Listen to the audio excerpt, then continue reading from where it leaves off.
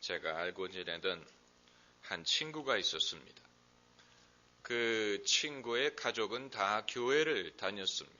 그 어머니가 권사님이었고 또 사촌이 신학생이었습니다. 지금은 목사님이 됐습니다마는, 그러나 본인은 교회를 별로 좋아하지 않았습니다.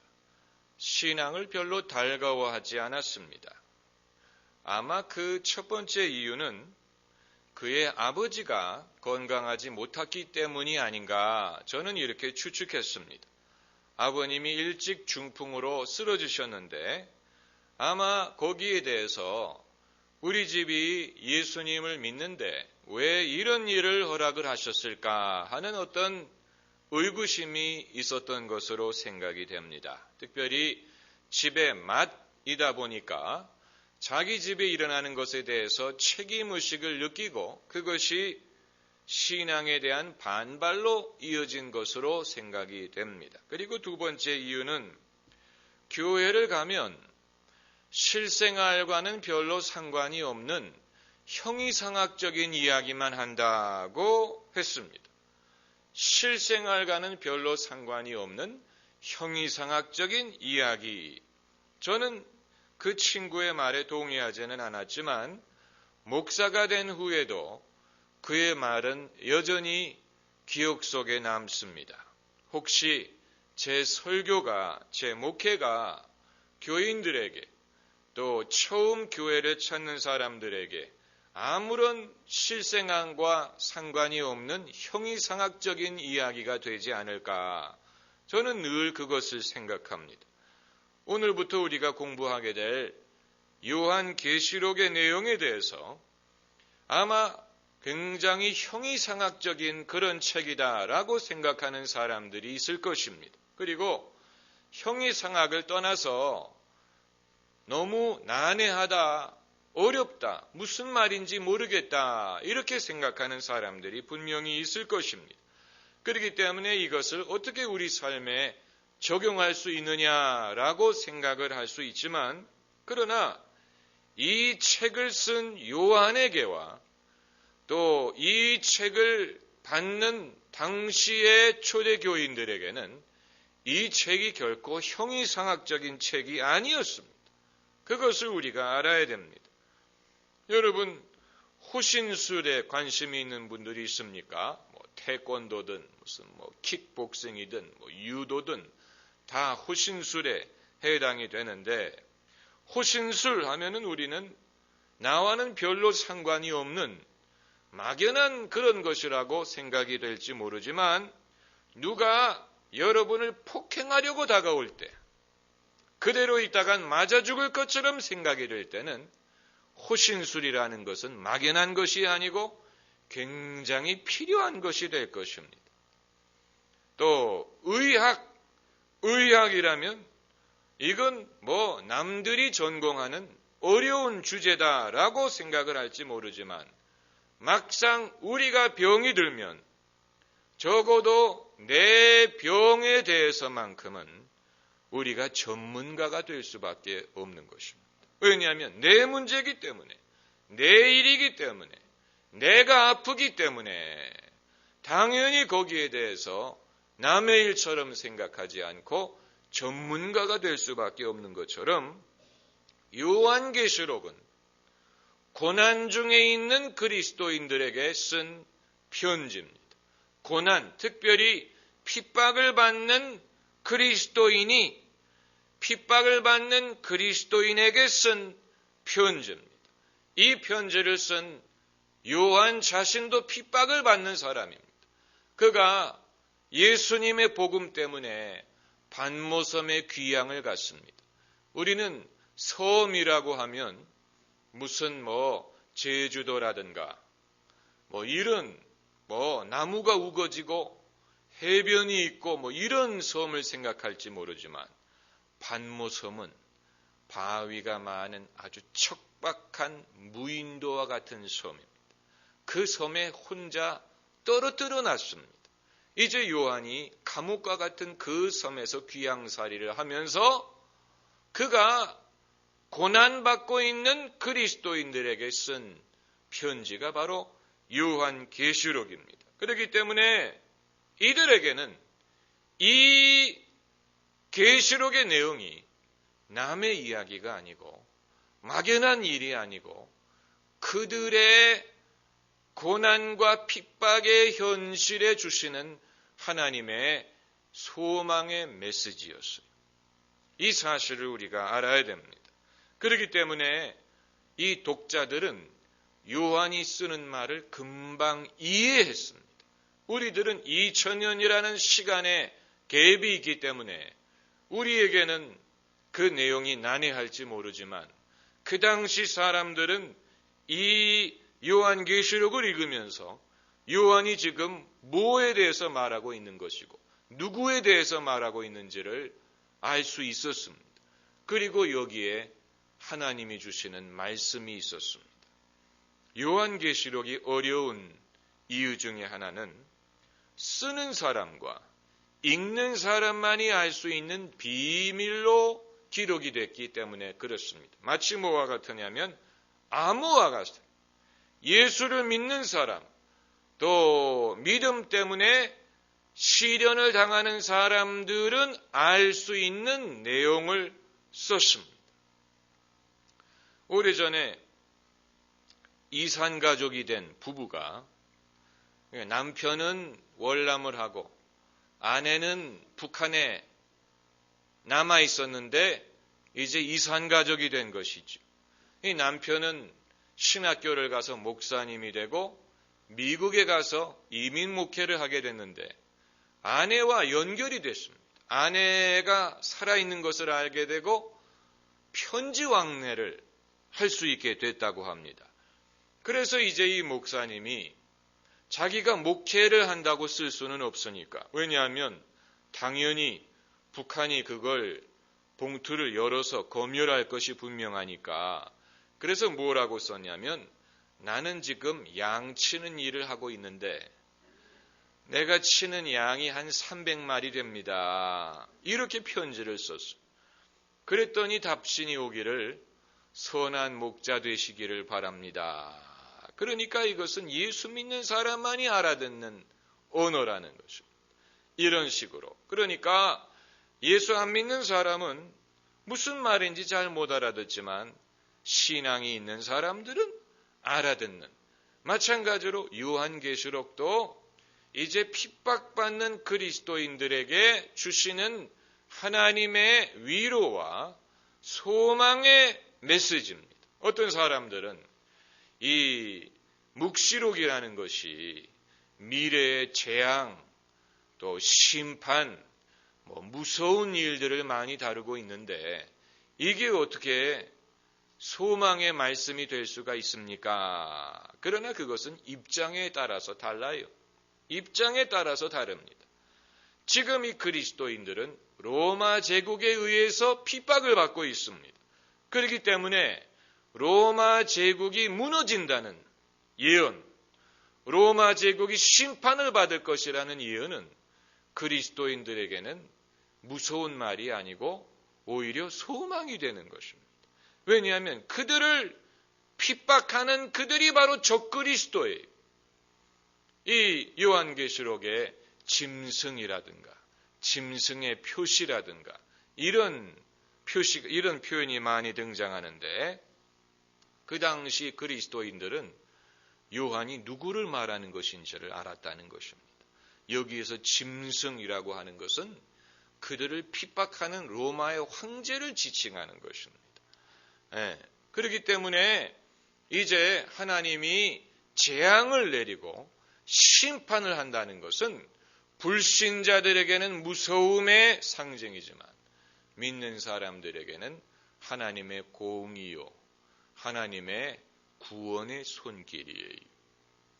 여러분, 노아의 방주 안에 있느냐 밖에 있느냐에 따라서 그 비가 구원이 될 수도 있고 멸망이 될 수도 있습니다. 어디에 있느냐에 좌우됩니다. 또 소돔과 고모라를 하나님이 멸하실 때 어디 있느냐에 따라서 그것이 멸망이 될 수도 있고 구원이 될 수 있습니다. 천사의 말을 듣고 소돔성을 피하는 사람에게는 구원이 되고 듣지 않고 남아있는 사람에게는 멸망이 되는 것처럼 예수 그리스도도 믿는 사람들에게는 생명이요 구원이에요. 그러나 믿지 않는 사람들에게는 예수 그리스도는 심판입니다. 그래서 사도신경에서 산 자와 죽은 자를 심판하러 오시리라. 예수님은 죽은 자를 심판하는 것뿐만이 아니고 산 자를 그 말은 산 자와 죽은 자를 양과 염소를 나누듯이 예수님이 친히 알곡과 가라지를 나누듯이 예수님이 나누신다는 얘기인데 그것이 심판입니다. 그러므로 심판은 예수 안에 있는 사람에게는 기쁜 소식이요 구원이지요. 반대로 예수 밖에 있는 사람에게는 멸망, 심판이 되는 것과 마찬가지입니다. 하나님이 하시는 모든 일이 그렇습니다. 하나님이 하시는 모든 일이 애굽에 7년의 흉년을 내리시는 일도 그것을 미리 알고 준비한 요셉에게는 오히려 더 흥하고 부자가 되고 애굽의 총리가 될 수 있는 기회지만 그러나 하나님의 말씀을 알지 못하고 듣지 못하고 믿지 않는 사람에게는 그야말로 완전히 망해버리는 그런 고난이 되는 것입니다. 그러니까 우리의 입장이 어디 있느냐에 따라서 똑같은 사건이라도 그것이 구원이 될 수도 있고 멸망이 될 수도 있습니다. 우리 교단 예수교 장로의 통합 측에서는 휴거라는 것을 공식적으로 인정하거나 가르치지 않습니다. 그러나 아마 여러분 휴거라는 것을 많이 들어보셨을 것입니다. 7년 환란이 오기 전에 먼저 예수 믿는 사람들이 공중에 들려서 이제 예수님을 만나는 것, 그것을 휴거라고 부르지 않습니까? 그런데 이제 그 교리가 말하고자 하는 것도 마찬가지입니다. 이제 예수님이 재림하기 전에 이 땅에 3년 반의 엄청난 재앙이 닥치게 될 텐데 그 재앙이 닥치기 전에 예수님을 믿는 사람들은 하나님이 먼저 데리고 가시고 그리고 믿지 않는 사람들이 이 지구상에 남아서 그 3년 반의 환란을 겪게 될 것이다. 그것도 결국은 재앙은 재앙이지만 어느 입장에 있느냐에 따라서 예수를 믿는 사람에게는 하나님이 그 재앙으로부터 건져주시고 그렇지 않은 사람들은 그 재앙을 겪을 수밖에 없는 이런 면이 심판과 그리고 성경의 묵시록에는 담겨져 있습니다. 그래서 이 요한계시록을 우리가 읽으면서 한 가지 알아야 되는 것은 요한계시록은 믿는 사람들에게 쓴 책입니다. 사실 모든 성경의 책은 믿는 사람들을 대상으로 쓴 것입니다. 사도 바울 서신이든 구약이든 신약이든 믿는 사람에게 쓴 책입니다만은 그러나 아직 믿음이 없는 사람에게도 믿음을 줄 수 있는 그런 능력이 성경에는 있지요. 그렇기 때문에 목사인 저는 설교를 할 때 이 메시지가 이미 믿는 사람의 믿음을 돕기 위한 메시지가 되어야 하는지 아니면 아직 믿음이 없는 사람으로 하여금 믿음을 갖도록 도와주는 메시지가 되어야 하는지 그게 좀 헷갈릴 때가 있습니다. 새벽기도 같은 때는 새벽기도에 안 믿는 사람이 올 가능성은 희박합니다. 믿는 사람도 잘 안 오는데 믿지 않는 사람이 웬만한 일이 아니면 새벽기도에 오지 않을 것입니다. 그렇기 때문에 가장 말씀의 성격이 분명할 수 있는 때가 새벽이고 그리고 그 다음은 금요 심야 기도회입니다. 금요 심야 기도회도 안 믿는 사람은 웬만하면 오지 않습니다. 만약에 여러분 중에 내가 믿지 않는 친구를 교회를 데리고 가겠다라고 생각하시는 분들은 제일 먼저 주일 예배를 데리고 오셔야 됩니다. 주일 예배를 데리고 오셔야지. 그게 아니고 우리 교회 금요 기도회가 뜨거우니까 거기부터 데리고 가자 하면은 즐겁을 할 것입니다. 완전히 즐겁을 합니다. 믿지 않는 사람들은 통성 기도하는 것만 보면 완전히 두려워합니다. 왜 저 사람들 미친 것 같다. 왜 저러느냐. 게다가 우는 사람 보면 더 불안해합니다. 그렇기 때문에 여러분이 뱀처럼 지혜로워야 됩니다. 뱀처럼 지혜로워야 됩니다. 여러분에게 은혜가 되는 것이 반드시 남에게 은혜가 되는 건 아니에요. 특별히 믿음이 없는 사람, 또 영적인 것에 대해서 무지한 사람에게는 여러분에게는 은혜가 될지 모르지만 영적으로 무지한 사람에게는 전혀 의미 전달이 안 될 수도 있습니다. 그렇기 때문에 우리가 주일 예배만큼은 처음 교회를 나온 사람도 뭔가 의미 있는 시간이 될 수 있도록 하려고 합니다. 그러지 않으면 그들이 언제 복음을 듣겠습니까? 그러니까 지금 한국 교회가 이 한편으로는 열린 예배를 통해서 복음을 아직 모르는 사람, 또 기독교를 처음 접하는 사람들이 부담 없이 말씀을 들을 수 있는 그런 예배를 드리려고 하고, 또 한편으로는 찬양을 뜨겁게 부르고 아주 뜨거운 성령 충만한 예배를 추구하는데, 여러분 이 두 가지는 같은 예배에서 이룰 수가 없는 것입니다. 어떻게 한편으로는 처음 오는 사람들이 부담 없이 복음을 듣게 만들고, 또 한편으로는 믿는 사람들이 뜨겁고 성령 충만한 집회를 할 수 있습니까? 이것은 서로 별개의 목적이, 이것을 동시에 이루는 것은 그건 불필요한 일이고 그렇게 할 수 없습니다. 그렇기 때문에 주일 예배는 그 중간 평균점을 찾아서 오래 믿은 사람이든 또 처음 믿는 사람이든 또 기독교를 탐색하고 싶은 사람이든 누구든지 이제 하나님의 기본적인 은혜를 전제하는 것이지만 하나님이 은혜를 주시는 한에서 모두에게 흡족한 시간이 되는 것, 그게 주일 예배의 기능이라고 보면 됩니다. 여러분이 그것을 아셔야 됩니다. 주일 예배의 목적과 기능에 대해서 여러분이 그것을 아셔야지요. 그러지 않으면 우리도 다른 교회처럼 2시간 찬양 드리고 통성 기도하고 이렇게 예배를 주일 예배를 드리십시다. 우리끼리는 좋아요. 그러나 우리만을 위한 교회가 돼서는 안 됩니다. 우리만을 위한 예배가 돼서는 안 됩니다. 우리만을 위한 교회가 될 때 그때부터 교회는 세상과 담을 쌓게 되고 또 전도를 포기하는 교회가 되어버리고 맙니다. 아주 중요한 것입니다. 아주 중요한 원리입니다.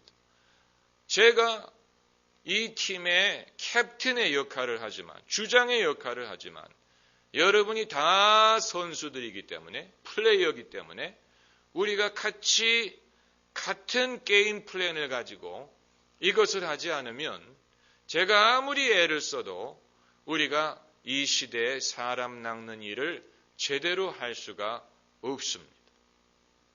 그래서 제가 궁금하게 생각하는 것은 초대교회는 어떤 식으로 예배를 드렸을까 참 궁금하기 짝이 없습니다.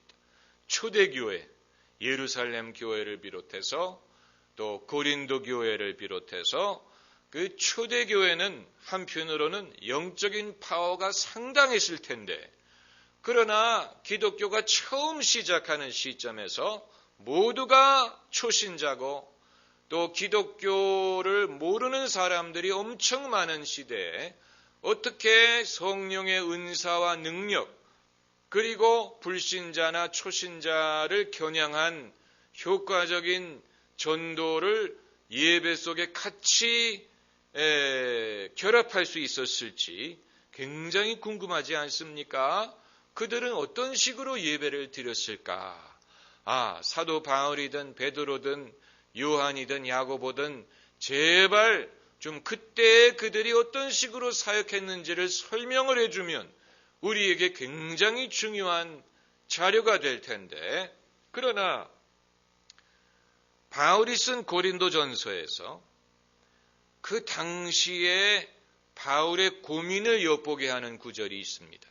그게 바로 고린도전서 14장에 예배 시에 통역하는 사람이 없으면 방언하지 말라고 명하는 구절입니다. 그가 통역하는 사람이 없으면 방언하지 말라. 왜냐하면 무지한 자나 또 불신자가, 무지하다는 말은 영적인 것에 대해서 무지하다는 얘기입니다. 성령 체험을 해본 적이 없고 은사를 모르는 사람이 예배에 왔는데 만약에 너희가 다 방언으로 말하면 너희가 미쳤다고 하지 않겠느냐. 여기에서 바울의 고민을 엿볼 수가 있는 것입니다. 바울도 예배에 참석하는 사람들이 다 성령 체험한 사람이 아니고 그 중에는 아직 거듭나지 못한 사람도 있고 마누라에게 끌려서 온 사람도 있고 엄마에게 억지로 끌려서 온 애들도 있는데 만약에 예배가 완전히 아우성이 돼버리면 그들은 그것을 은혜로 받아들이지 않고 미쳤다. 이 사람들이 정신이 나갔다. 그리고 그들에게 아무런 도움이 되지 않는다는 것입니다. 통역하는 사람이 없으면 방언은 울리는 꽹과리와 같다. 이게 소리는 소리인데 의미가 없는 소리니까 차라리 깨닫는 마음으로 한두 마디를 하는 것이 낫다. 이렇게 말한 것을 보면은 사도 바울도 이런 문제를 놓고 고민을 했던 것 같습니다. 그리고 사도행전을 읽어보면은 아나니아와 삽비라 사건이 있은 후에 그 소문이 예루살렘에 확 퍼지지 않았겠습니까? 그때가 지금이 아닌 게 얼마나 다행인지 몰라요. 만약에 오늘날 그런 일이 일어났으면 경찰이 교회를 찾아와서 수사하고 그것이 알고 싶다. 비롯해가지고 아무개 도곡동 아무개 교회에서 예배 중에 사람이 죽는 사건이 발생을 했는데 교회가 그 일을 은폐하고 아무개 목사와에게 우리가 대답을 구하였으나 대답을 얻지 못하였습니다. 아무개 기자. 그래서 기쁜 소식 교회에서 사람이 죽었다고 하는데 이게 과실치사가 성립이 되지 않겠습니까? 이런 식으로 할 것입니다. 그렇기 때문에 하나님도 때를 봐가면서 당신의 일을 하시는 분이에요. 그러나 그 당시에는 그게 통했어요. 사람들이 이해를 했어요. 왜냐하면 구약 시대에도 하나님이 그런 식으로 사람을 심판하실 때가 있었기 때문에 아나니아와 삽비라 사건이 생긴 다음에 사람들이 두려움에 붙들렸다. They were seized by fear. 두려워했다. 심히 두려워하고 그리고 사람들이 함부로 교회에 가입하지 못했다라는 구절이 있습니다. 당연하지요. 회개하는 마음이 없이는 사람들이 교회 문턱에 드나들려고 하지 않습니다. 그러다가 나도 아나니아와 삽비라처럼 될라. 여러분, 이것이 한편으로는 건강한 것이고 그러나 또 한편으로는 우리가 이제 균형을 잡아야 될 필요가 있습니다. 적어도 예루살렘 교회는 예배당 문턱에다가 여러분 다 환영합니다. 아무나 오세요라고 현수막을 붙여놓지 않았을 것입니다. 차라리 여기에 들어오는 사람은 조심할 것. 여기는 하나님의 집이기 때문에 회개하지 않는 사람은 함부로 드나들지 말 것. 이런 표시를 붙이는 게 더 타당할지도 모릅니다. 안 그렇습니까? 어떤 것이 더 성경적이라고 생각하십니까? 누구든지 오세요. 있는 그대로 오세요. 이게 더 성경적입니까? 아니면 들어오기 전에 기도하고 마음을 준비하고 오세요 라고 붙이는 게 성경적입니까? 그건 이제 우리의 관점에 따라 다를 수 있지요. 예수님도 수고하고 무거운 짐진 자들아 다 내게로 오라 라고 초청을 하셨지만, 그러나 예수님이 그런 식으로만 하신 게 아니고 잔치의 초청을 받았는데 예복을 입지 않고 오는 사람은 내쫓는다, 이런 비유도 말씀하신 적이 있습니다. 그러니까 초청은 초청이에요. 주님은 모든 사람을 초청합니다. 그러나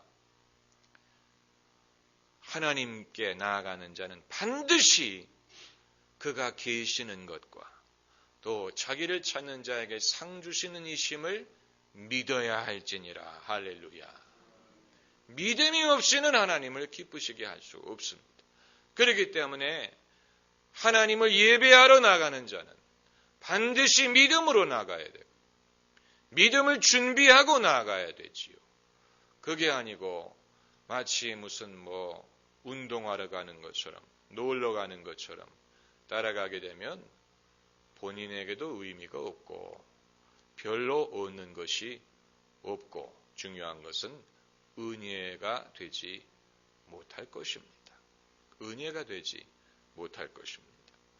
이것은 여러분 모두의 신앙의 지혜입니다. 여러분이 주일이든 모든 예배 나오실 때 가급적이면 일찍 오는 것이 좋습니다.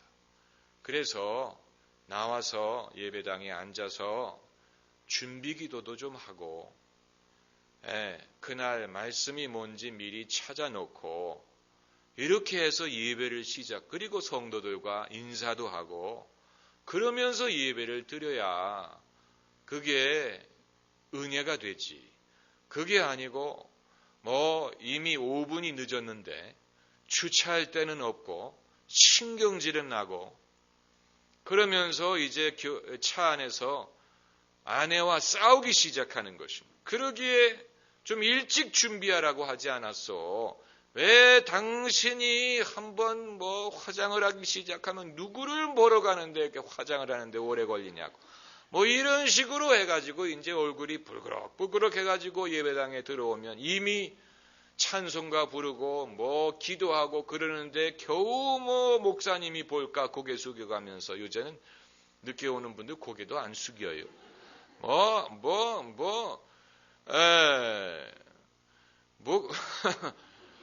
아주 그나마 늦어도 오는 게 어딥니까? 그러나 안타깝지요. 예배를 한 3시간 드린다면 한 10분 늦는 거 별거 아닙니다. 그러나 1시간밖에 안 되는 예배를 드리면서 10분, 15분 늦게 오면 하루 이틀이면 모르겠는데 이것은 어떤 특단의 조치가 필요합니다. 그래서 어차피 배우자가 교회를 올 것 같으면 여러분이 먼저 혼자 오세요. 택시를 타고 오든 먼저 오세요. 같이 오려고 하지 마세요. 먼저 와서 준비하고 그러면 따라옵니다. 그게 아니고 얘야 일어나라, 세수해라, 교회 가자, 우리가 교회 갈 때 가족이 같이 가야 되지 않겠니? 그럴 필요 없습니다. 예배는요, 가족이 같이 오면 좋지만, 그러나 저는 가족과 같이 예배를 드리지 못한 지 벌써 10수년 됐습니다. 목회자니까 가족하고 같이 교회 오는 건 상상을 못해요. 그러나 그렇다고 은혜 받는 데 있어서 하나도 걸림돌 되는 것 없습니다. 우리는 좀 그런 부르주아 생각을 벗어버려야 됩니다. 가족들이 다 그렇게 다 성경책 끼고 주일날 그렇게 오는 그런 부르주아적인 생각을 좀 벗어버려야지요. 예수 믿는 사람 집에 한 사람밖에 없는 사람을 생각을 해서 우리가 늘 이렇게 부부 단위로 다니면 혼자 다니는 사람은 좀 마음이 좀 상하겠다. 좀 이런 생각도 좀 해야지요. 혼자 다니는 분들이 있습니다. 아내든 남편이든 혼자 다니는 분들도 좀 생각을 해서 그래야지. 그러지 않고 그러면 사람들이 뭐라고 생각하는지 아세요? 교회는 부부들 가족 단위로 다니는 데인가 보다. 아닙니다. 그렇지 않습니다. 적어도 예수님의 제자들은 그렇게 하지 않았어요. 예수님의 제자들은 전부 다 솔로들이었어요. 제자들도 그렇고 또 그 아녀자들도 보면은 이 남편과 사별한 사람들이 많았습니다. 예수님 당신이 독신이었고 그렇기 때문에 우리는 기독교 신앙이라는 것을 이런 식으로 어떤 가족 단위로 같이 단란하게 이렇게 하는 것을 그런 생각을 벗어버려요. 이 미국이든 이 서양의 교회가 젊은 세대로부터 외면받은 이유가 너무 그런 어떤 아메리칸 애플파이의 이미지를 심어줬기 때문에 아메리칸 애플파이의 이미지가 있잖아요. 아빠가 정시에 퇴근을 해가지고 얘야 오늘 우리 자전거 타러 나가자. 그러면 아내가 여보 어서 오세요. 아빠 따라서 자전거 타러 나가렴. 이런 어떤 아메리칸 패밀리의 이미지. 그러나 인구의 절반은 그게 상관이 없는 사람들이 독신이든 이혼을 했든 가족과 떨어져서 살든 이런 사람들 엄청 많아요. 그런데 교회가 자꾸만 어떤 패밀리 밸류, 가족의 가치관만을 강조를 하게 되면은 거기에 해당 안 되는 다수의 사람들은 교회는 우리 같은 사람이 갈 데가 아닌가 보다 이렇게 생각을 할 수밖에 없는 것입니다. 여러분 아주 중요한 원리예요. 아주 중요한 원리입니다. 앞으로 우리나라도 이혼율이 점점 높아지게 될 텐데 그게 바람직한 것은 아니지만 그게 추세니까 기독교인들도 예외가 아닙니다. 그렇기 때문에 앞으로는 이제 교회를 오기 이전에 이혼했던 사람들을 배려해야 되고 그보다 중요한 것은 교회를 다니기 시작한 다음에 이혼한 사람들도 배려를 해야 돼요. 그걸 어떤 무슨 죄로 여긴다든가 마치 이런 식으로 하게 되면 그들도 주님이 필요하고 그들도 하나님의 자녀들인데 마치 교회는 당연히 결혼을 전제로 하고 가정이라는 정의가 바뀌고 있다는 것입니다. 옛날에는 전통적인 가정의 정의는 아빠, 엄마, 자녀 이런 식의 이제 가정의 개념이었지만 이제 점점 그런 개념이 무너져 가고 있지요. 이게 바람직한 것은 아니지만 현실이 그래요. 현실이 그래요. 그래서 어머니와 사는 자녀, 아버지와 사는 자녀 이런 식으로 아니면 결혼을 하지 않았다든가 아니면 결혼을 하지 않았는데 자식이 있다든가 얼마든지 가능합니다. 그런 사람들도 교회가 품어주고 그것이 이상한 것이 아닌 교회 오면 마치 꽂아놓은 보리짝과 같은 그런 느낌을 받게 해서는 안 된다는 것입니다. 무슨 말인지 아시겠죠? 교회가 사회는 변하고 있는데 사회는 빠른 속도로 변하고 거기에 사람들이 보조를 맞춰가고 있는데 그래서 이 초등학교에서도 애들한테 쓸데없이 가족 사진 찍어와라 이런 숙제를 내주면 안 됩니다. 그거 엄청나게 애들한테 상처가 됩니다. 왜 가족 사진을 찍어오라고 합니까? 무슨 사진관입니까? 왜 가족 사진을 그래가지고 그 부모가 이혼한 아이들은 굉장히 그게 난감한 것입니다. 가족 사진을 찍어오라고 하는데 그렇다고 뭐 엄마하고 찍은 사진만 가져갈 수도 없고, 이건 학교 측이 세상 돌아가는 것을 모르는 것입니다. 세상이 지금 어떻게 돌아가고 있는 걸 모르고 옛날에 구태의연한 그런 방식으로 이게 엄청나게 애들한테 상처가 됩니다. 전혀 교육적으로 불필요한 일이라고 할 수 있지요. 교회도 마찬가지입니다. 그래서 교육부를 맡으신 교육자님들도 이 사실을 유념해서 혹시라도 그 어린아이들에게 상처가 될 수 있다는 사실을 늘 기억해야 됩니다. 그들의 가정의 환경이 어떤지 우리는 알 수가 없어요. 그걸 다 알려주지 않습니다. 그리고 알려고 할 필요도 없습니다. 그렇기 때문에 뭐 엄마 아빠에 대해서 괜히 물어보지 말고, 아빠는 뭐 하시냐, 엄마는 왜 같이 교회를 안 나오냐, 이런 물어보지 말고 본인에게 은혜를 주고 본인이 하나님이 나를 사랑한다, 하나님이 나를 이대로 사랑한다는 것을 심어주기만 하면 됩니다. 그게 중요한 것이죠.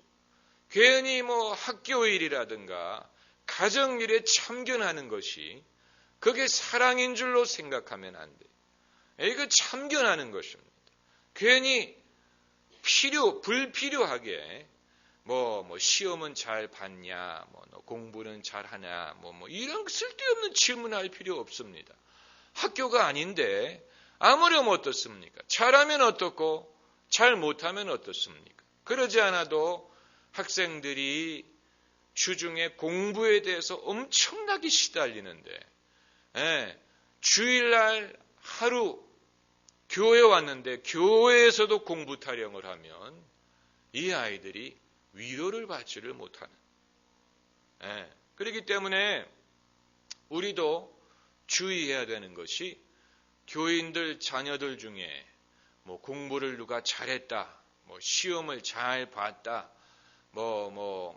이런 당연히 기쁜 일이죠. 우리가 기뻐해야 될 일입니다. 그러나 마치 그것만이 믿음이 좋은 것처럼 기도를 많이 하고 믿음이 좋아서 하나님이 합격시켜줬다, 이런 식으로 메시지를 전하게 되면은 그 경험이 그렇지 못한 사람들이 더 많습니다. 더 많습니다. 말하지 않아서 모르는 것뿐이지. 이게 정말 우리가 주의해야 되는 면입니다. 여러분, 사람이 복을 받아서 부자가 되어야만 복을 받는 게 아니잖아요. 성경 어디에 부자가 되어야만 하나님이 사랑하는 거라고 기록하지 않았지요? 그렇지 않은 사람들이 더 많아요. 예수님을 열심히 믿고 기도 생활을 해도 부자가 되지 못하는 사람들이 훨씬 더 많습니다.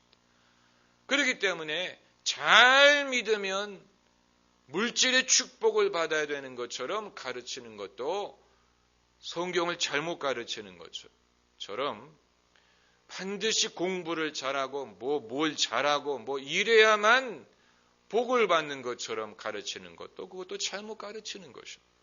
잘못 가르치는 것입니다. 우리가 그런 식의 생각으로부터 좀 벗어나야 됩니다. 아무개 어머니는 새벽 제단 쌌더니 자식이 합격을 했다. 그러면요, 새벽 제단 쌌는데도 합격 못한 사람에게는 그건 정죄가 되는. 믿음이 없어서 그렇다. 그렇지 않습니다. 그렇지 않아요. 우리는 그런 식으로 단편적으로 신앙을 생각하면 안 돼. 우리의 경험이 그것을 보여주는데. 그러므로 이 모든 것을 하나님의 큰 계획과 섭리 속에서 우리가 이해를 하면 좋은 학교를 들어가는 것이든 들어가지 못하는 것이든 소원을 이루는 것이든 이루지 못하고 기다려야 되는 것이든 이 모든 것이 하나님의 큰 계획 속에서 이루어진다는 것을 알면 당장의 결과 때문에 당장의 결과에 우리가 연연하지 않습니다. 당장의 결과를 가지고 하나님이 나를 사랑했느니 사랑하지 않느니 그런 식으로 생각하면 안 됩니다. 우리는 큰 그림을 보고 지금까지 살아온 것 주의 크신 은혜라. 또 그 가사가 어떻게 됩니까? 지금까지 지내온 것 주의 크신 은혜라. 한량없는 주의 사랑 어찌 이루 말하랴. 그 내용이 벌써 지금까지 살아온 것 주의 크신 은혜라 라고 말할 때는 당연히 앞으로도 인도하여 주시리, 그걸 당연히 전제하는 것이죠. 우리의 삶을 그러므로 이 하나님의 계획 속에서 봐야 됩니다. 하나님의 계획. 만약에 여러분이 합격을 했다, 뜻을 이루었다, 그건 당장의 어떤 여러분의 만족을 위해서 주시는 게 아니고 그것도 하나님의 큰 계획을 위해서 하시는 것입니다. 그것도 하나님의 큰 계획을 위해서 하시는 것이지 여러분의 어떤 자랑을 위해서, 당장의 어떤 만족을 위해서 하시는 게 아니에요. 마찬가지로 우리가 우리 뜻을 이루지 못하고 기다리고 때로는 낙심하고 때로는 어떤 그런 힘든 일이 있을지라도 그것도 하나님의 큰 뜻 안에서 이것도 뭔가 선한 일을 이루기 위한 것이다 라는 것을 우리가 볼 수 있어야 되는 것입니다. 그게 진짜 신앙이에요. 성경이 가르치는 게 그거예요. 성경이 우리에게 가르치는 게 그겁니다. 성경은 모든 일이 연합해서, 합력해서 all things work together, 모든 것이 같이 일한다는 얘기입니다. 같이 일해서 선한 결과를 거둔다. 그걸 하시는 분이 누구예요? 하나님이 그 일을 하신다는 얘기입니다.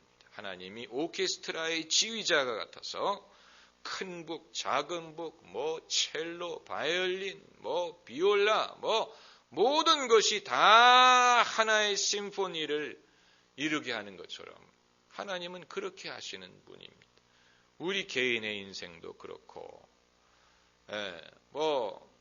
제가 지난 삶을 돌아보면 그게 하나의 하나님이 이루려는 일을 위한 것이었지. 어떤 저 개인의 영광이나 자랑을 위한 것이라고 생각했을 때는 반드시 실망했어요.